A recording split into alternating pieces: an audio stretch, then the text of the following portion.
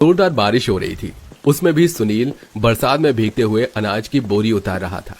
अरे तेरे में दम नहीं है क्या? क्या मर्द बनेगा रे तू? देखियो जरा, तेरे साथ के बाकी मजदूर 50 किलो अनाज की बोरियां एक बार में उठाकर गोदाम में पटक रहे हैं और तू कछुए की तरह ढीला काम कर रहा है। बेटा आज तो तेरी पगार काट दूंगा। पैसे कटने की बात पर सुनील रोते हुए मालिक के आगे गिड़गिड़ाने लग जाता है। नहीं नहीं सेठ जी, मेरी पगार में से मत काटना, अब जल्दी जल्दी काम करूंगा पक्का। कुछ देर में वो अनाज की बोरी उतार कर गोदाम में रख देता है। मालिक, मैंने बोरी उतार दी, मेरे पैसे दे दीजिए। ये ले, तेरी आज की दिहाड़ी 150 रुपया। मगर मालिक, अनाज की बोरी उतारने के तो आप 200 रुपए देते हैं ना। अरे ओ लल्लू लाल, करेगा ज्यादा हिसाब किताब है? काम में इतनी ढिलाई करता है तब नहीं बोलता। तुझको 150 ही दूंगा, करना है तो कर, वरना कल से मत आना तू। नहीं नहीं नहीं सेठ जी, तुमने जो दिया है ठीक ही है। आ गया ना लाइन पर, अब चल जा। क्या मस्त मौसम हो रहा है, आज तो घर जाके पकौड़े बनवाऊंगा शोभा से। ऐसा बोलकर मालिक अपनी गाड़ी में बैठकर घर चला जाता है। बाकी के मजदूर भी छाते में घर जाने लगते हैं। तभी सुनील कंपकपाते हुए प्रकाश के पास छाता देखकर मदद मांगता है।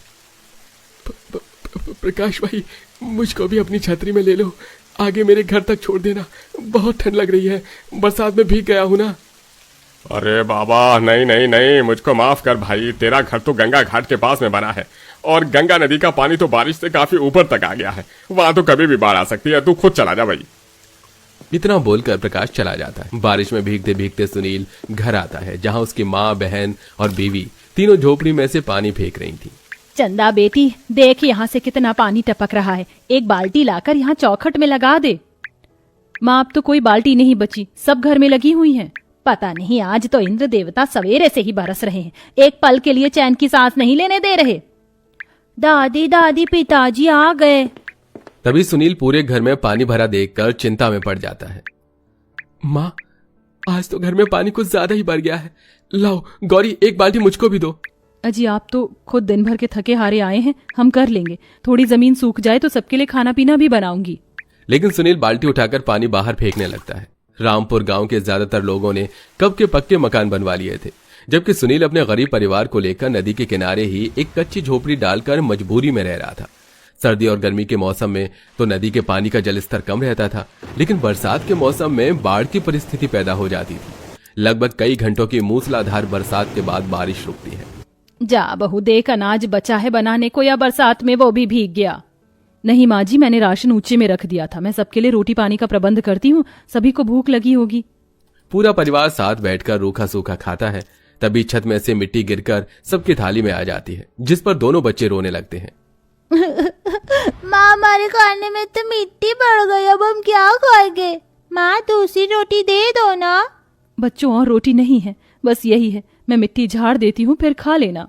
पूरा परिवार दुख में किसी तरह मन मारकर उसी मिट्टी लगी रोटी को खाता है, जबकि अमीर लोग अपने पक्के मकानों में पकौड़े खाते हैं और मानसून के सुहावने मौसम की खुशी मनाते हैं।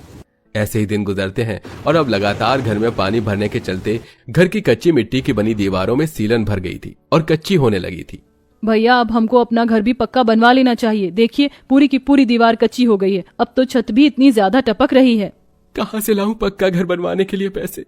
अरे ना तो मैं अमीर हूँ, ना तेरे गरीब भाई की इतनी तगड़ी मोटी कमाई है कि पक्का मकान बनवा लूं। एक यही जगह है जहाँ अब रह रहे हैं हम। अरे कोई बात नहीं सुनील बेटा, अरे कुछ नहीं होगा, 2-4 महीनों की तो बरसातें हैं, ये टाइम कट जाएगा। ऐसा बोलकर पूरा गरीब परिवार एक दूसरे को हिम्मत देता है, लेकिन हर दिन उन्हें बारिश के कहर का दुख उठाना पड़ता रहा। जहां वो दिन भर पानी साफ करते तो वहीं रात में भी सो नहीं पाते थे। बेचारे गरीब परिवार वालों का दिन रात जैसे बरसात का पानी साफ करने में बीत जाता है। एक दिन गौरी नदी पर पानी भरने आती है तो पानी का जल स्तर काफी ज्यादा बढ़ा देखकर वो डर जाती है। हे भगवान, नदी का पानी तो उफान पर आ गया है, अब हम कहाँ जाएंगे? यही सोचकर पूरा परिवार परेशान होने लगता है और रात में सब बातचीत करते हैं। जी, आप कैसे भी करके अपने मालिक से पैसे ले आओ, घर पक्का नहीं हुआ तो हम सबको फिर से दर दर की ठोकर खानी पड़ेगी। ठीक है गौरी, मैं कल मालिक से पैसे मांग कर देखता हूँ। अगले दिन सुनील अपने मालिक के पास आकर पैसे मांगता है। सेठ जी, मुझे पैसों की जरूरत है, मेरा घर बहुत ही कच्चा हो गया है, उसे पक्का करवाना बहुत ज्यादा जरूरी है, वरना मेरे परिवार पर बड़ी दुख मुसीबत पड़ जाएगी। अरे तो इसमें मैं क्या करूं भाई, मेरे पास थोड़े पैसे का पेड़ लगा है, मैं नहीं मदद कर सकता।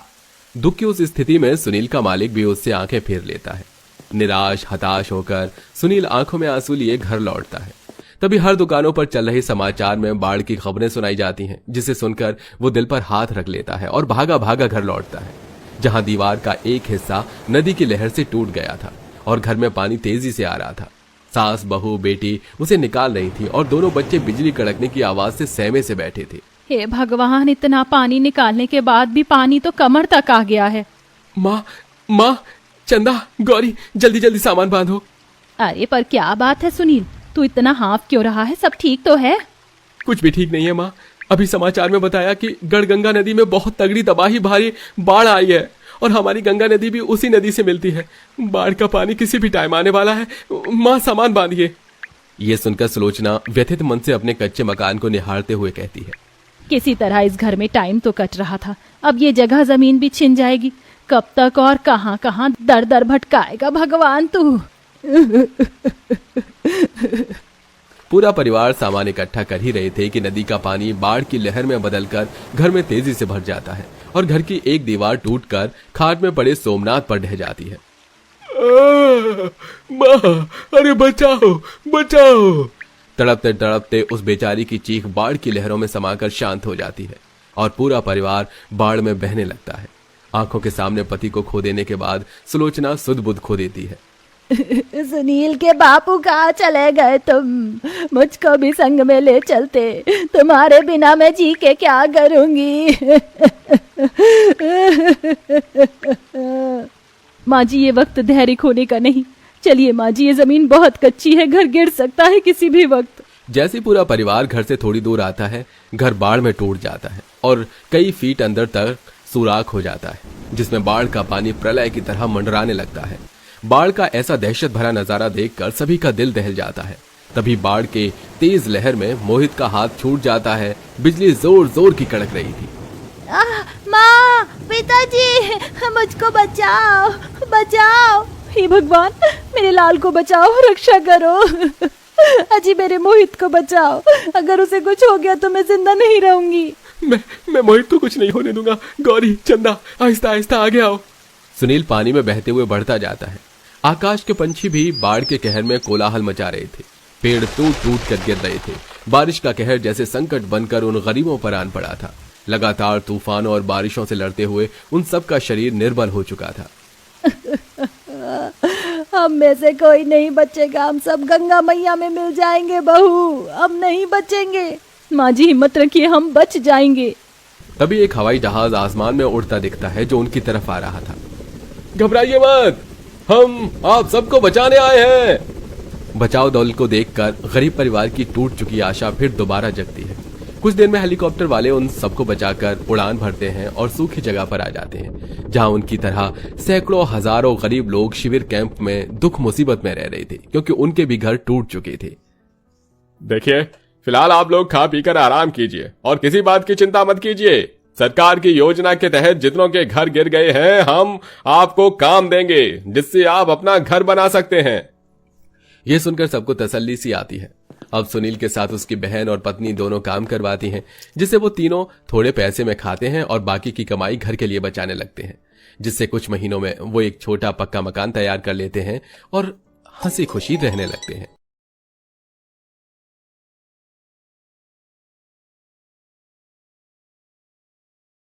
तीन काली बहू करे सेवा, दो गोरी बहू खाए मेवा। श्वेता, अंजलि, मेरी प्यारी बहू, अपने सुंदर सुंदर पैरों से इस कलश को गिराकर इस घर के अंदर प्रवेश करो। माँ जी, हम कब से घर की दहलीज पर ही खड़े हुए हैं, हम कब घर के अंदर प्रवेश करेंगे? मेरा बस चले तो मैं तुम तीनों को इस दहलीज पर भी खड़े न होने दूं। मैं नहीं चाहती कि तुम तीनों अपने इन काले पैरों से मेरे घर के अंदर प्रवेश करो। ना जाने कौन सा ऐसा समय था जब तुम्हारे ससुर को तुम तीनों पसंद आई। वो तो भगवान को प्यारे हो गए, लेकिन उनकी आखिरी इच्छा को पूरा करना मेरा फर्ज था। इसीलिए मैं तुम तीनों को इस घर की बहू बनाकर ले आई। इतना कहकर माधवी जल्दी से अपनी दोनों गोरी बहू का गृह प्रवेश करवाती है और उन्हें घर के अंदर ले जाती है। वहीं तीनों बड़ी काली बहुएं दहलीज पर ही खड़े होकर अपने काले रंग के बारे में सोच सोच कर रोने लगती हैं और ऐसे ही शादी का पहला दिन गुजर जाता है। आज तुम पांचों की पहली रसोई की रस्म है। तुम लोगों को जो भी खाने में बनाना आता है वो तुम बना लेना। श्वेता, अंजलि, तुम दोनों को फिक्र करने की कोई जरूरत नहीं है। अगर तुम दोनों को कोई भी चीज की जरूरत पड़े तो मुझे आवाज दे देना, ठीक है? अब पांचों बहुएं रसोई में जाती हैं और अपनी पहली रसोई की रस्म की तैयारी शुरू कर देती हैं, जहां तीनों काली बहुएं तरह तरह के पकवान बनाती हैं। वहीं दोनों गोरी बहुएं खड़ी खड़ी उन तीनों की शक्ल निहारती रहती हैं। मैंने तो आज तक किचन में पानी भी गर्म नहीं किया है। मेरा भी कुछ ऐसा ही हाल है। अगर हमने माँ जी को बताया कि हमें खाना बनाना भी नहीं आता है तो वो तो इन काली कलूटन के सामने हमारी बार बार की बेइज्जती करेंगी। अंजलि और श्वेता बस साक्षी, प्रेरणा और भूमि को देखती रहती हैं। वहीं वो तीनों बहुएं फटाफट खाना बनाकर तैयार कर देती हैं। खाना बनाकर वो तीनों अपने कमरे में चली जाती हैं, जिसके मौके का फायदा उठाकर श्वेता, अंजलि उनका बनाया हुआ खाना लाकर डाइनिंग टेबल पर सर्व कर देती है कि तभी वहां तीनों काली बहुएं भी आ जाती हैं। अरे वाह, खुशबू तो बहुत बढ़िया आ रही है। इन दोनों का तो खाना बनाकर तैयार भी हो गया, लेकिन तुम तीनों का खाना कहाँ है? ये खाना इन दोनों ने नहीं बल्कि हम तीनों ने बनाया है। खाना बनाने के बाद हम तीनों हाथ मुंह धोने के लिए अपने अपने कमरे में चले गए थे और हमारी पीठ पीछे ये दोनों हमारा बनाया हुआ खाना लेकर आपके सामने आ गई। माँ जी ये झूठ कह रही है, भला हम ऐसा क्यों करेंगे? ये खाना हमने बनाया है। जरा हमारी हालत तो देखिए, पूरे पसीने से नहा रहे हैं, साड़ी पर भी मसाले लगे हुए हैं। और इन तीनों को देखिए, क्या इन तीनों को देखकर ये लग रहा है कि ये तीनों अभी अभी किचन से आई हैं? माँ जी ये झूठ कह रही हैं, ये खाना हम तीनों ने बनाया है। बस करो तुम तीनों, और कितना झूठ बोलोगी? शक्ल के साथ साथ तुम्हारा दिल भी काला है। अगर खाना बनाना नहीं आता था तो पहले बोल देती। ये सब नाटक करने की क्या जरूरत थी, बदसूरत कहीं की। इतना कहकर माधवी अपनी दोनों गोरी बहू को उनकी पहली रसोई का नेक देकर वहां से चली जाती है। अरे जरा ढंग से पोंछा लगाओ, हाथों में जान नहीं है क्या? ये क्या कितनी घटिया कॉफी बनाई है, सारा का सारा मुंह का टेस्ट खराब कर दिया। साक्षी इतना बोल रही होती है कि तभी उसे गाड़ी के हॉर्न की आवाज आती है। अरे ये तो माँ जी की गाड़ी की आवाज है, लगता है माँ जी मंदिर से लौट आई हैं। अब हम क्या करें? तुम तीनों यहाँ हमारी शक्ल क्या देख रही हो? जाओ अपने कमरे में जाओ, बहुत काम कर लिया तुम तीनों ने, अब जाकर थोड़ा आराम कर लो। जहां अंजलि और श्वेता शहर की पढ़ी लिखी चालाक लड़कियां थीं, वहीं साक्षी, प्रेरणा और भूमि गांव की भोली भाली लड़कियां थीं। घर की बड़ी बहू होने के बावजूद भी तीनों बहुत ज्यादा भोली और मासूम थी, इसीलिए हमेशा अपनी दोनों देवरानियों की बात में आ जाती थी। तीनों बहुएं अपने अपने कमरे में चली जाती हैं। उनके जाते ही श्वेता और अंजलि घर के काम करने का नाटक करती हैं कि तभी वहां माधवी आ जाती है। बहू, तुम दोनों ने तो पूरा घर किसी हीरे की तरह चमका दिया है। घर का कोना कोना चमक रहा है। जी माँ जी, और ये लीजिए आपकी गर्मा गर्म अदरक वाली चाय। खुशबू तो बहुत बढ़िया आ रही है, लेकिन ये क्या, ये सारा काम क्या तुम दोनों ने अकेले ही किया है? हाँ माँ जी, और नहीं तो क्या, आपकी तीनों बड़ी बहुएं तो अपने अपने कमरों में आराम कर रही हैं, इसीलिए हम दोनों ही घर के सारे काम कर देते हैं। अंजलि की बात सुन माधवी को बहुत गुस्सा आता है और वो अपनी तीनों काली बहू के पास जाकर उन्हें बहुत डांटती है, जिसे देख श्वेता, अंजलि मन ही मन बहुत ज्यादा खुश होती हैं। सारी मेहनत काली बहुओं की करने के बावजूद भी हमेशा तारीफ दोनों गोरी बहुओं की ही होती थी, लेकिन बेचारी काली बहुएं कभी अपने हित में कुछ कह नहीं पाती थी। पंडित जी ने कहा है, इसीलिए मैं तुम तीनों के हाथों से ये प्रसाद बनवा रही हूँ। उनका कहना है कि घर की बड़ी बहुएं ही हवन का प्रसाद बनाती हैं। अगर तुम तीनों से प्रसाद बनाने में कोई भी भूल हुई ना, तो मैं तुम तीनों को छोड़ूंगी नहीं, समझी? ये कोई छोटा मोटा हवन नहीं है, ये बहुत बड़ा हवन होने जा रहा है। माँ जी आप फिक्र मत कीजिए, प्रसाद बनाने में हमसे कोई भी गलती नहीं होगी। तीनों काली बहुएं प्रसाद बनाने में लग जाती हैं। वहीं माधवी भी पूजा की तैयारी करने में लग जाती है। अब श्वेता, अंजलि भी इस मौके का पूरा पूरा फायदा उठाती हैं। ये क्या, तुम तीनों यहाँ हो और पंडित जी तुम्हें कब से बाहर बुला रहे हैं? उन्हें तुम तीनों से कुछ काम था, लेकिन हमें तो बाहर से कोई भी आवाज नहीं आई।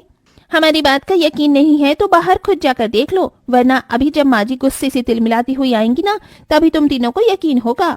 तीनों काली बहुएं फिर से दोनों गोरी बहुओं की बातों में आ जाती हैं और वहां से चली जाती हैं, जिसका फायदा उठाकर दोनों गोरी बहुएं किचन में 3-4 बिल्लियों के बच्चे छोड़ देती हैं। वो बिल्लियों के बच्चे सारे प्रसाद का झूठा कर देती हैं।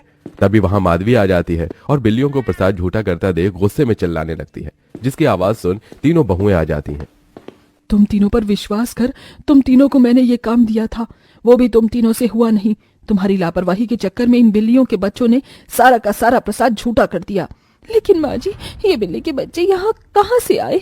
हमें तो बाहर पंडित जी ने बुलाया था, हम तो उन्हीं के पास गए थे। तुमने क्या मुझे पागल समझ रखा है? पंडित जी तो अभी तक आए ही नहीं है, तो तुम्हें वहां पर बुलाया किसने? गलती करके अपनी गलतियों को छुपाने की कोशिश मत करो। राम राम, हवन से पहले ही घर में इतना बड़ा अपशगुन हो गया। मुझे तो कुछ समझ नहीं आ रहा है कि मैं क्या करूं।